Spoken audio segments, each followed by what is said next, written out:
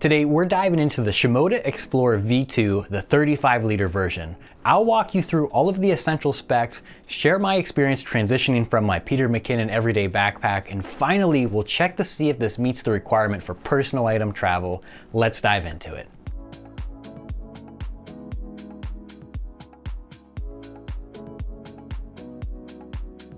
Welcome back to David Does, a channel dedicated to travel and photography. If you've been here before, you know my go-to camera backpack is the everyday backpack from Nomadic. If you're new here, make sure you hit that like and subscribe button. I'm a real small YouTube channel, so I appreciate any type of interaction.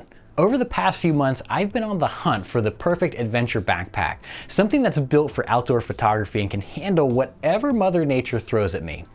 My Nomadic backpack has served me very well, but as I adventure more into some rugged landscapes, I need something a bit more robust. I kept hearing about Shimoda from landscape photographers and even some adventure journalists on YouTube, and it was ultimately the form factor and weather resistance that led me to the Explorer V2 35-liter version. Having done some backpacking in the past, I know how crucial a good support system is, especially when you're lugging around heavy camera gear. This was something that Shimoda seemed to focus on. Long treks, expensive camera gear, and unpredictable weather conditions, so it was sort of a no-brainer for me to try this one out. First off, this thing is built for comfort. It's fully adjustable and for all torso lengths. They even offer additional shoulder straps for different body types. We're all built a little bit different, so I do appreciate that little extra attention to detail. I saw that there were a few different variations on straps that you could pick up. Some that come to mind were the Women's Tech, Women's Simple, Petite. It's pretty cool that they have all these different ones available. To start off with the actual support system, let's look at the waist strap. This thing works exceptionally well. It takes the weight and puts it on your hips. The one thing is, it does make you stand out in urban environments. Thankfully, it is removable, so you can just pop that thing off and throw it in your bag if you don't want to stand out as much. The shoulder straps are thoughtfully designed as well. They're just the right width for those Peak Design capture clips, and they include these handy little pockets on the front that you can unzip and put something like a notebook or an Osmo camera. They work really well. Towards the top of those straps, they have load lifters. This is something that more bags need to integrate. Basically, it's a way for you to bring the load higher up on your back so you can really get this thing balanced and dialed in. The exterior of this bag is covered with these auxiliary attachment points, which the straps are included for that. They're perfect for rolling up a sweatshirt or a blanket and strapping them to the outside of the bag. And I want to highlight the water bottle and tripod holder on this bag. It is hidden by this zipper and it pops out, and essentially it has these cinches that will grip onto anything you need. It works great for Nalgene's, and I've also been using it for my Peak Design travel tripod. It hasn't budged once. Now let's talk about the main compartment. This is where all of your camera lives. You can access this compartment through the back panel. This bag is designed to be laid on its front so you can open it from the back. This reveals a fully removable camera cube. This thing is fully customizable. I set mine up so I can easily access the camera through its side compartment. I just swing this bag right over my right shoulder, unzip the pouch, and my camera's ready to go. This bag is really good for run and gun type shooting.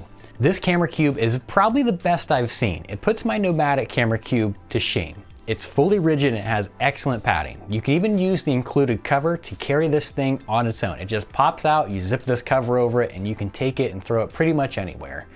Quick tip, if you're trying to use this thing for the run and gun type shooting, you have to unzipper this flap on the camera cube and feed it into the pouch on the bag itself.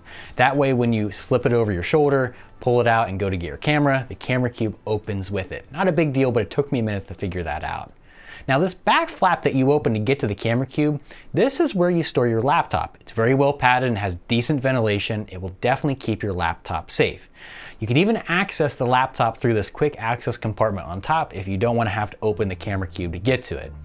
Now this is my first backpack that opens with the back panel, and I saw a lot of folks online complaining about it, and it almost dissuaded me from picking this up. But I read that's what makes this bag totally waterproof. That back piece is the most water resistant, so if you gotta lay this thing down in the mud, you can throw it there, open this back compartment, and everything you need stays dry and safe. This bag also comes with a Rainfly, and it adds that extra layer of water resistance. So if you ever got to put this Rainfly on, seek some sort of shelter, you can leave the Rainfly on and still access the main compartment without having to worry about your camera gear getting all messy. Moving out of the camera cube area, there are still a few more storage spots. The main part on top is essentially a big dump pouch, which you can put anything you need. It has a couple zipper compartments, but maybe you want to put your trail snacks there or just some of your multi-tools, anything that really doesn't need to go in the camera cube. Closer to the front of this bag, you got a couple large admin spaces. They're basically these large pockets with different dividers on the inside where you can put things like your audio gear and even a place for a notepad or an iPad. I'll probably put a notepad there because if I got my laptop, I don't need my iPad, but it's nice that they've included that. Now that we've talked about what this bag has to offer, let's talk about actually using it. I really enjoyed it. I've been really loading it up with camera gear and it's made pretty light work of it. Now, you're still carrying around a lot of gear, but it's well balanced. My big question is, will it fit under an airline seat? Can you use this for personal item travel? I've got the 35-liter version, which is technically over the limits for personal items, but in my experience with non-budget airlines, think Delta, United, American, you can often get away with a little bit more. I've been sneaking my Air Travel Pack 3 under the seat for almost 8 months and I haven't had any issues. Now, you do this at your own discretion. If you have to pay an extra fee, that's on you, you're pushing the limits.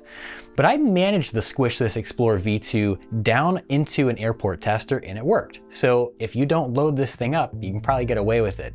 So far, I've been loving this bag. I can't wait to put it through its paces on my upcoming adventures. I will film some more follow-up content, probably in the form of a TikTok or a YouTube short. If you have any questions about this bag, drop them in the comments below. Thanks for watching and subscribing to David Does.